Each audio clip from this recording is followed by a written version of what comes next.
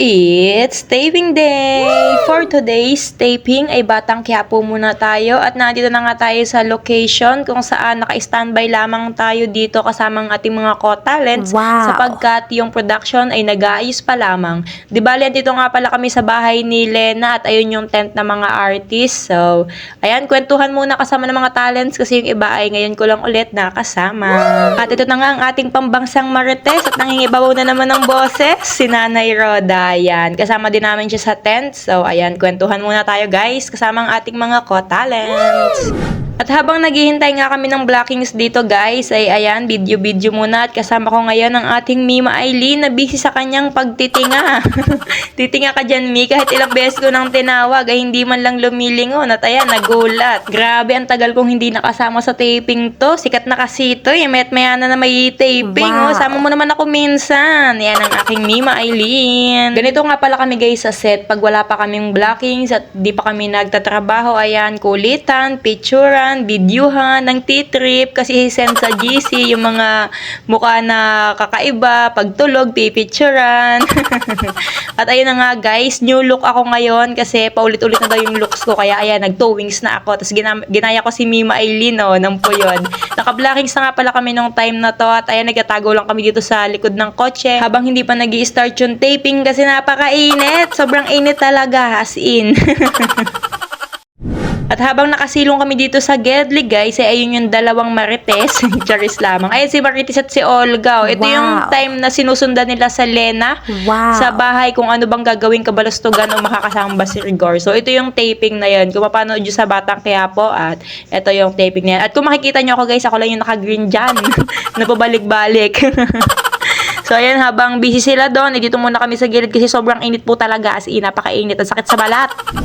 After nga ng senaryo namin doon sa bahay ni Lena, ay baklas naman kami papunta sa aming second location at ayan na nga, nasa biyahe na kami sakay ng L3 at siksikan to the max na kasi ang dami naming dalang mga bagahe. Ibali, ang second location pala namin ay sa Quiapo Church. Doon na kami pupunta from Erod to Quiapo. At ayan, katabi ko nga dyan si Nanay Roda na hindi mawawala pagkasama mo sa set kasi nangingibabaw yung kanyang boses. At after nga ng aming biyahe, nakarating na kami dito sa aming pupuntahan which is sa Quiapo at naglatag lamang kami dito sa gilid kung saan may malilom ay doon na kami naglatag para makapagpahinga naman. Ibali, hinihintay na lang namin yung production niyan saka yung ibang artist at ayan, nagpicture-picture, nag-selfie-selfie, nag-video-video na lamang kami dito habang nagpapahinga dito sa Gedli. At dito nga lang pala kami sa tapat guys ng Plaza Miranda. Oh, ayan, ang dami ding tao kaya hindi ko alam kung dito kami mag-shooting o doon ba sa likod o bahala na, hintayin na lang natin yung lugar kung saan tayo mag-taping basta magpahinga muna kami dito. At ayun na nga guys, hindi na nga ako nakapag-video pa dyan pero ang dami na naming take na nakuha dito sa Quiapo. Kung napapansin nyo naman, iba na ulit yung damit ko dyan at iba na ulit yung ayos ng aking buhok. So ayun, pupunta na kami sa aming pang ilang location na ba to? Basta dito lang din sa Quiapo pero ibang location naman ng Quiapo. At ayan, pupunta na nga kami guys. Sobrang init, talagang napakaitim na namin sa sobrang bilad kami sa araw. Di bali, itong taping na to guys, dito ako namaos, dito sumakit yung lalamunan ko kasi sobrang daming tao sa Quiapo nung nag-taping kami nung araw na to. Kakasaway ko sa mga nagbibideo, sa mga lumalapit sa artist. Ayan, nawala ang aking boses. Are napakadaming tao. Ang titigas pa ng ulo, charis lamang. Hindi naman ako masyadong nagsasaway niyan kasi iba na talaga yung sakit ng lalamunan ko. Guys, nabawasan pa yan. Tapos pag nagsabi si Direk ng cut, biglang maglalapitan yung mga tao at magpa-picture dun sa mga artist. Tingnan nyo, ayan, dinudumog talaga guys. Kaya talagang sumakit yung lalamunan ko dyan kakasaway sa mga people.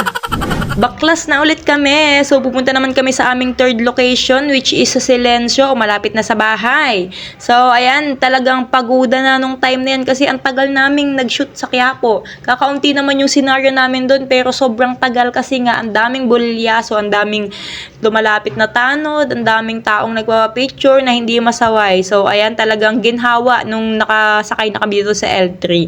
At ayun na nga guys, gabi na nga at sobrang naramdaman ko na yung pagod nung time na to. Nandito na nga kami sa bahay nila Tanggol at ayan, naghihintay lamang kami ng blockings dito sa gilid at kanya-kanya ng upo. Ayan, mga tulog na kasi sobrang pagod talaga nung naranasan namin sa Quiapo nung time na yon. At kung napapansin nyo naman sa aking boses, kakaiba talaga, sobrang pagod talaga sa Quiapo. Kaya ayan, nakahinga-hinga kami ng maluwag nung dito na kami sa bahay nila Tanggol kasi wala namang masyadong tao dito. At ito na nga guys, yung team, yung mga talents, production at naghihintay na lamang kami kasi nagtitake na din sila dun sa bahay nila Tanggol. Ayan yung bahay nila Tanggol, medyo madilim pero dyan lang yon. At hindi naman kami masyadong nasalang dito sa mga bahay nila Tanggol kasi kakaunti lang kailangan talents dito daan-daan lang, talagang ano lang, kaya pag dito kami na pwesto, talagang hayahay ang buhay. Wow. At ayun na nga guys, alas 12 na nung time na to at hindi pa rin sila tapos, pero kami pack up na kami kasi hindi naman na kami kailangan at ang scene nila ay sa loob na ng bahay nila Tanggol. At ayun lamang guys, maraming salamat sa panonood, hanggang sa muli, see you in my next vlog, bye bye, peace. Idugtong ko lamang itong video na to guys, yung another exposure ko sa Batang Quiapo, although wala akong lines, pero kitang-kita yung mukha ko dyan. So ayan, panoodin na natin. Hey! Sino ka dyan, Tio? Kitang-kita yung pagmumukha mo dyan, no? Anong binibili mo dyan, ha? Oh, diba? Nice. Kunwari bibili. Another exposure! Yeah, boy! Ito naman guys, wala lang, pumipili-pili lang ako. Kasamahan ni Ayan, wait lang. Igor sa trabaho yung babae. Dito banda. Ayun! Oh. Kunwari bibili.